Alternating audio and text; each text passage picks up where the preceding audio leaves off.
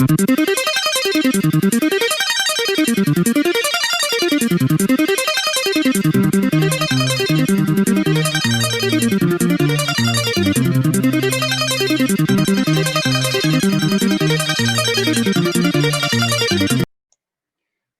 dia, boa tarde, pessoal. Aqui é o professor Fred mais uma vez, e hoje nós vamos continuar trabalhando a respeito das conjunções, tudo bem? É uma aula de leitura e interpretação textual, e também a gente vai trabalhar com conteúdo de gramática específico às conjunções, tá bom? Vale lembrar que essa teleaula é baseada no material do PET, volume 7, oitavo ano do ensino fundamental, a terceira semana do material, tudo bem? Vale ressaltar também, que eu sempre falo, é que essa teleaula vai estar disponível na plataforma do YouTube como mais uma opção de acesso para o seu responsável, para que assim ele tenha mais uma opção para fazer chegar essa teleaula até você.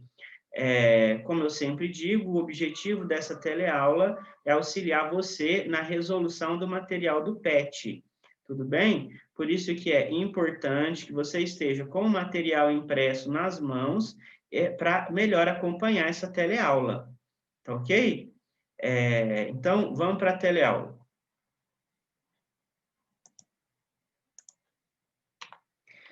Número 1, leia o texto a seguir. Como as malas se perdem nos aeroportos? Pelas estatísticas, não parece um grande problema. 99% da bagagem aérea do mundo chega ao destino. Acontece que 1% restante representa uma pilha anual de 8 milhões de volumes, que somem por causa de procedimentos padrão ou por erros de percurso. A maioria dos sumiços é uma questão de etiqueta. O adesivo identificador colado na hora do check-in é a única informação sobre o destino na mala. Se a etiqueta estiver errada ou se cair durante o embarque e o desembarque, a mala vai para um lado e o dono para outro.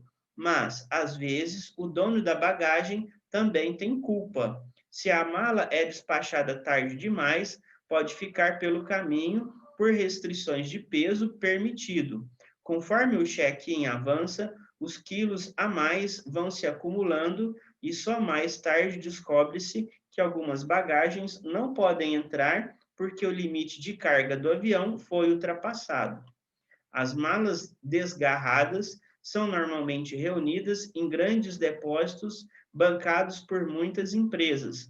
Por causa da quantidade de volumes, pode demorar semanas até que a mala volte de um desses lugares para o seu dono. Como cada devolução de mala perdida custa, em média, $100 para as companhias, 8 milhões de dólares por ano, elas estudam medidas para diminuir as perdas, como banco de dados global e trocar as etiquetas por chips com radiofrequência.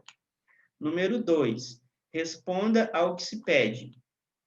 Letra A. Segundo o texto, o volume de bagagens perdidas nos aeroportos ainda não é alarmante, mas não deixa de ser elevado. Como se explica o desvio de grande número de malas? A maioria dos sumiços é uma questão de etiqueta. O adesivo identificador colado na hora do check-in é a única informação sobre o destino da mala. Se a etiqueta estiver errada ou se cair durante o embarque e o desembarque, a mala vai para um lado e o dono para outro. Então, pessoal, esse é a típica questão em que a resposta está no próprio texto.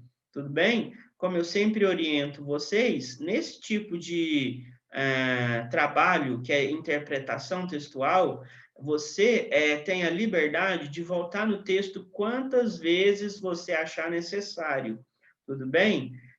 Você tem que pensar o seguinte, no Enem, por exemplo, você tem um tempo, né? Então, você tem que se policiar quantas vezes você vai voltar no texto, porque você quer ganhar tempo em relação ao seu concorrente.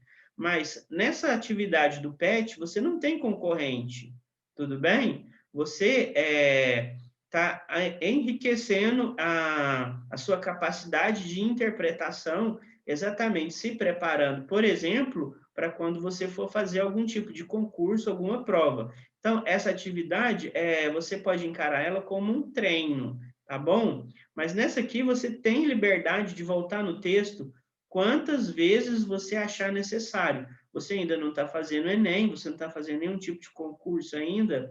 Então, se você tem dúvida, volte no texto. Mesmo lá no Enem, é uma recomendação feita pelos professores. Se você tem dúvida, volta no texto, tá bom? Volta no texto quantas vezes você achar necessário. Nesse tipo de questão, por exemplo, a resposta está no próprio texto. É só você voltar no texto e copiar a resposta. Tudo bem? Então, isso, pessoal, parece até bobo, mas é uma estratégia de leitura e interpretação, tá bom? Então, vamos continuar.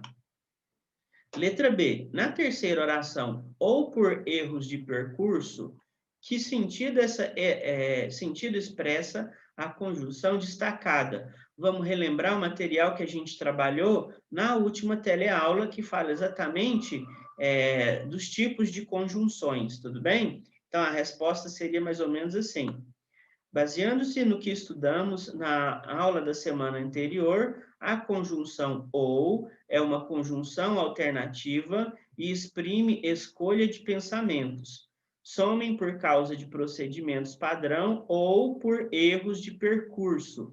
É o período completo e nele podemos ver as duas maneiras às quais se conclui das possibilidades de extravio da bagagem dos passageiros do aeroporto. Então, a bagagem vai extraviar por uma conjunção... não, peraí. Vamos lá. A frase é: a bagagem vai sumir por causa de procedimentos padrão ou por erros de percurso. Ou é uma ou é outra. Tudo bem, pessoal? Então, o ou, ele dá essas duas opções, né? Por isso que ele é uma conjunção alternativa e exprime escolha de pensamentos. Ou é uma coisa ou é outra. Não pode ser as duas ao mesmo tempo. Tá certo? Ele está te dando opções. Tá ok? Então, continuando. Letra C. No trecho. Conforme o check-in avança, os quilos a mais vão se acumulando. Que outra ou outras conjunção ou conjunções subordinativas podem substituir conforme na oração, conservando o mesmo sentido. Explique. A gente tem, conforme é uma conjunção conformativa. Logo, as outras conjunções que podem substituí-las são como, consoante e segundo. Tudo bem? Então, elas podem substituir conforme e não vai se perder o sentido. Por exemplo, como o check-in avança, pode ser uma. Consoante o check-in avança, pode ser outra. Segundo o check-in avança, é outra. Então, você substitui e a frase não perde o sentido. Tudo bem? Então, vamos continuar. Letra D. Transcreva do final do segundo parágrafo a oração introduzida pela conjunção porque essa conjunção exprime sentido de causa ou explicação. Por quê? Então, vamos ver lá. É só mais tarde descobre-se que algumas bagagens não podem entrar porque o limite de carga do avião foi ultrapassado. Porque é uma conjunção conclusiva. Logo, exprime sentido de explicação, concluindo o motivo de algumas bagagens terem extraviado. Tudo bem? Então, vamos para a próxima. Você percebeu que, ao elaborar um texto, é necessário que seu autor organize as orações e os parágrafos, de modo a estabelecer uma sequência coerente? Como vimos, existem palavras que são responsáveis pela relação de sentido construídas ao longo do texto, como relações de adversidade, de adição, de conclusão, causa, consequência, entre outras. Número 3. Leia os tópicos a seguir para saber mais sobre as conjunções subordinativas. Então, aí, pessoal, essa parte do PET, a gente vai fazer uma leitura, tudo bem? E à medida que a gente for fazendo leitura, eu vou fazer os devidos comentários. Então, a leitura desse tipo de texto conceitual é importante, tudo bem? Na medida que você for fazer as atividades posteriores, a sua memória pode ser que se ative. Ah, naquela parte do PET tinha falando sobre isso, né? Então, ele serve também como consulta. Você, nas atividades posteriores, ou em outras atividades que você for fazer, você já tem esse material em mãos, você pode voltar para consultar, tudo bem? É um material muito rico de consulta. E nos PETs anteriores, nas semanas anteriores, você também tem esse tipo de resumo teórico. Isso é muito importante como uma atividade de estudo, como uma estratégia de estudo que você vai usar para consultar, para tirar dúvida, tudo bem? Então, por isso que nós vamos fazer essa leitura, tá bom? E à medida que eu for fazendo a leitura, eu vou colocar alguns comentários a respeito desse conteúdo, tudo bem? Então, vamos lá. As conjunções subordinativas servem para ligar orações dependentes uma da outra e são divididas em 10 tipos. Então, a gente tem conjunções integrantes, né? O que fala?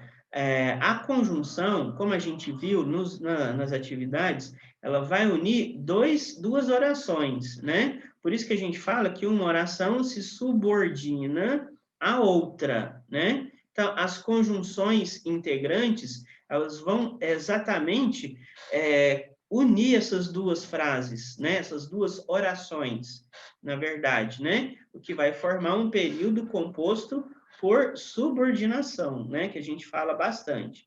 Então, por exemplo, a número 1, as conjunções integrantes, né? Isso aí, pessoal, vai produzir um determinado sentido na oração, tá bom? Ou seja, o autor ele vai colocar aquela conjunção por causa de alguma intenção que ele tem, tá bom? Então, vamos ver aí, ó. Introduzem orações subordinadas com função substantiva que e se. Exemplo: quero que você volte já. Não sei se devo voltar lá. Então, o que e o se dão essa ideia, estão unindo duas orações, tá bom? Na verdade, uma, ela se subordina à outra, ela complementa o sentido da outra, tá bom? Uma não funciona se a outra não estiver presente. Uma o quê? Uma oração. Então, a conjunção está ali para exatamente unir essas duas orações, tá bom? Continuando. Duas conjunções causais introduzem orações subordinadas que dão ideia de causa. Então, elas são que, porque, como, pois, visto que, já que, uma vez que. Um exemplo: não fui à aula porque choveu, né? Então, qual que é a causa de eu não ter ido à aula? A chuva, choveu, né? Como fiquei doente, não pude ir à aula. Então, fiquei doente. É a consequência de eu não poder ir à aula. Ou seja, não pude ir à aula porque choveu, né? Não porque fiquei doente, desculpa. Então, reformulando. Não pude ir à aula porque fiquei doente. Então, o como ali, eu posso substituir e modificar a ordem da frase, mas eu não vou alterar o sentido ou a intenção que o autor quis quando ele construiu aquela sentença. Tudo bem? Então, ele está te dando um motivo. Qual foi o motivo de eu não ter ido à aula na primeira sentença? Porque choveu. Qual que foi o motivo de eu não poder ir à aula na segunda sentença? Porque eu fiquei doente. Tudo bem? Então, nas duas, a gente está falando de conjunções causais. Elas estão unindo o fato ao motivo do fato ter ocorrido. Tudo bem? Continuando. Número 3, conjunções comparativas. Introduzem orações subordinadas que dão ideia de comparação. Que, do que, com e como. Né? Que, do que e como. O exemplo: o meu professor é mais inteligente do que o seu. Então, está dando uma ideia de comparação. Então, está falando ali que meu professor é mais inteligente do que o seu professor. Unir duas orações, né? Pelo sentido de comparação. Então, o interlocutor aí, ele está querendo o quê? A intenção dele é fazer uma comparação de quem? Do professor dele com o professor da outra pessoa, do ouvinte, né? Com quem ele está se comunicando. Tudo bem? Então, continuando, pessoal. Questão número 4. Ah, próxima, né? Não é questão, não. É o número 4. Conjunções concessivas. Iniciam orações subordinadas que exprimem um fato contrário ao da oração principal, embora, ainda que, mesmo que, se bem que, posto que, apesar de que, por mais que, por melhor que. Essas são as conjunções concessivas. Tudo bem? Repetindo. Embora, ainda que, mesmo que, se bem que, posto que, apesar de que, por mais que e por melhor que. Eles estão dando ideia o quê? Vamos ver o exemplo aí, ó. Vou à praia, embora esteja chovendo. Então, quando ele fala, Cláudio, que exprime um fato contrário à oração principal. Qual que é a oração principal ali no caso? Vou à praia, né? Qual que é a ideia oposta a ir à praia? Embora esteja chovendo, né? Alguém vai à praia com a intenção de usufruir da praia com chuva? Não. As pessoas querem usufruir da praia sem chuva. Então, é uma ideia oposta ao senso comum, vamos falar assim. Qual que é o senso comum? A gente só vai à praia quando tem sol, né? Então, embora esteja chovendo, vou à praia, né? Apesar de estar chovendo, vou à praia. Posto que esteja chovendo, vou à praia. Então, eu posso alterar o embora ali, tirar o embora, trocar por qualquer uma daquelas conjunções, ainda que, embora, mesmo que o sentido da frase não vai se alterar. Tudo bem? Então, é nesse sentido que a gente está trabalhando com ideias opostas, né? Vamos pensar assim, nesse caso aí, no exemplo, é o senso comum. Qual que é o senso comum? A gente vai à praia com sol e não com chuva. Tudo bem? Então, vamos continuar. Questão número 5. Conjunções condicionais. Então, para determinado fato acontecer, precisa de uma condição, né? Tem um tempo verbal, que é o futuro do pretérito, que exatamente tem essa mesma função. Por exemplo, eu iria à praia se tivesse sol. Qual que é a condição para eu ir à praia? Ter sol, né? Eu iria, tudo bem? Se houvesse sol. Então, isso aí é um tempo verbal que a gente chama do modo indicativo, o futuro do pretérito, né? Ele precisa de uma condição para acontecer. No caso, eu iria à praia se estiver chovendo. Qual que é a condição para eu ir à praia? Está chovendo, por exemplo. Isso nessa oração. Tudo bem? Então, vamos ver o que ele fala aí. Iniciam orações subordinadas que exprimem hipótese ou condição para que o fato da oração principal se realize ou não, caso, contanto que, salvo se, desde que, a não ser que. Essas são as condições condicionais. Exemplo, se não chover, irei à praia. Então, eu posso transformar isso aí no futuro do pretérito. Eu iria à praia se não chovesse, né? Então, essa que é a ideia, né? É uma condição. Qual que é a condição para eu ir à praia? Não chover, tá certo? Então, o se está dando essa ideia de condição também, tudo bem? Então, eu posso substituir o se por qualquer uma daquelas.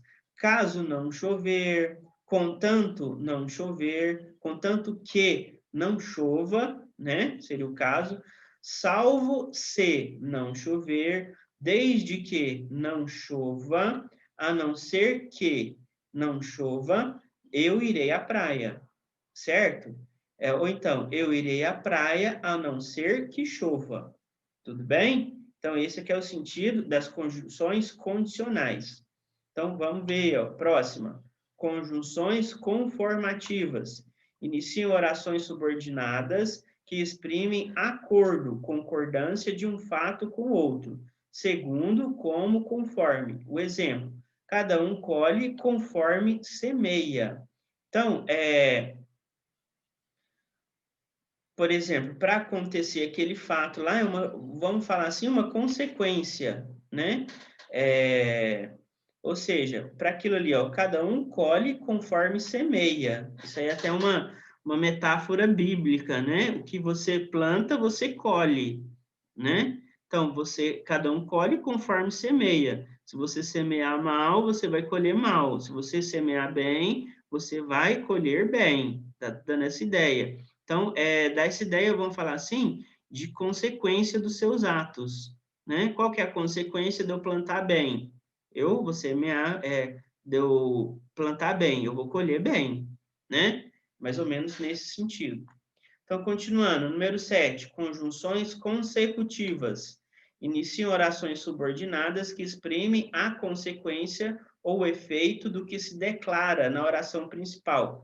Que, de forma que, de modo que, de maneira que. O exemplo, foi tamanho o susto que ela desmaiou, né? Então, ó, o susto foi tão grande, a consequência desse susto foi ela desmaiar, né? Então, existe essa relação de causa e consequência, né? Então, sempre tem um efeito. Foi tamanho o susto que ela desmaiou. Então, tudo bem? Então, continuando. Número 8, conjunções temporais. Iniciam orações subordinadas que dão ideia de tempo.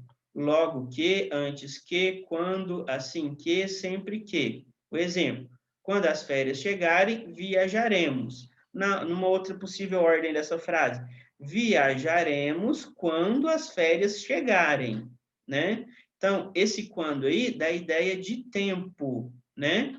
Viajaremos logo que as férias chegarem, né? Viajaremos assim que as férias chegarem. Viajaremos sempre que as férias chegarem. Tudo bem? Então, tudo isso está dando ideia de tempo, de passagem de tempo. Tudo bem?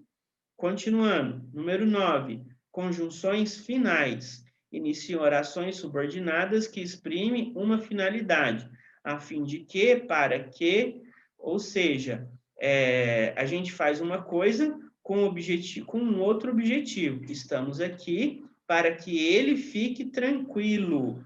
Estamos aqui a fim de que ele fique tranquilo. Então, qual que é o motivo para acalmar aquela pessoa? A gente está lá para acalmar aquela pessoa, né? É uma finalidade.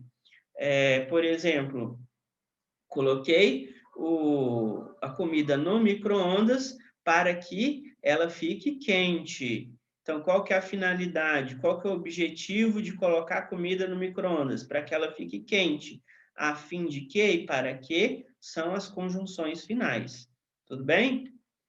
Número 10, conjunções proporcionais. Eu vou tentar ser um pouquinho mais breve, tá, pessoal? Para não estender muito a teleaula. Então, vamos lá. Iniciam orações subordinadas que exprimem concomitância, simultaneidade. O que é simultaneidade? As coisas acontecem ao mesmo tempo. Tudo bem? À medida que, à proporção que, ao passo que, quanto mais, quanto menos, quanto menor, quanto melhor. Então, essas são as conjunções proporcionais. Exemplo, quanto mais trabalho, menos recebo. Então, são coisas que, de certa forma, têm uma ideia de comparação, mas elas acontecem de forma simultânea, né? Ali dá uma ideia de uma coisa aumentar e a outra diminuir, né? Vamos falar assim, elas são inversamente proporcionais, lá da matemática, né? Quanto uma coisa aumenta, a outra diminui, e as duas acontecem simultaneamente, né? Quanto mais trabalho, menos recebo. Essa que é a ideia dessa frase aí, né? É inversamente proporcional. Mas se eu quisesse fazer que ela ficasse diretamente proporcional, eu falaria assim, quanto mais trabalho, mais recebo. Entendeu? Então, existe essa relação. O que acontece? Esse quanto mais, ele está dando ideia que essas duas coisas acontecem ao mesmo tempo, né? Ou seja, qual que é a condição para eu receber menos? Eu trabalhar mais. Tudo bem? Então, essas duas coisas, como ele próprio fala lá, que ele fala de concomitância ou simultaneidade, quer dizer que as duas coisas acontecem ao mesmo tempo. E essas conjunções proporcionais, elas estão dando exatamente essa ideia de simultaneidade. Tudo bem? Pessoal, a gente está finalizando aqui. Eu espero que eu não tenha aumentado muito essa teleaula, né? Exagerado. Eu desejo a vocês bons estudos. Eu realmente desejo que o objetivo dessa teleaula esteja sendo alcançado, que é exatamente auxiliar você na resolução dessa teleaula. Eu desejo a você, novamente, bons estudos, que você fique com Deus e até a próxima teleaula.